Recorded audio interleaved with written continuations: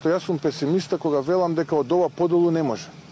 Но требало да бидам оптимиста кога мислиме дека тие го допреле дното, тие копаат уште подлабоко надоле. Остри критики од првиот човек на ВМРО ДПМН за помпезниот настан на владата во Рек Битола. Според Христијан Мицкоски шокантно е со коктел и благодарници да се одбележува крај на грејна сезона, кога мерките за справување со кризата биле катастрофални. Работата е алармантна.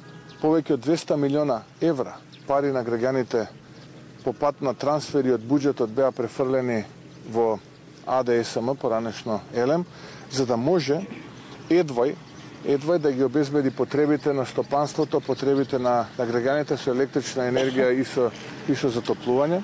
Лидерот на ВМРО ДПМН се надева дека набрзо ќе дојде одговорна влада која ќе знае како да го реконструира енергетскиот сектор, а потоа да му овозможи на стопанството правилно да се развива. На следните парламентарни избори, без разлика дали ќе бидат предвремени или редовни, ќе им се случи дебакал, а после тој дебакал и одговорност. Додека во Битола Ковачевски се фалеше за успешна година и рече дека кризата ја претвориле во можност. Во исто време во Скопје бизнес заедницата удри по власта за лошото менаџирање.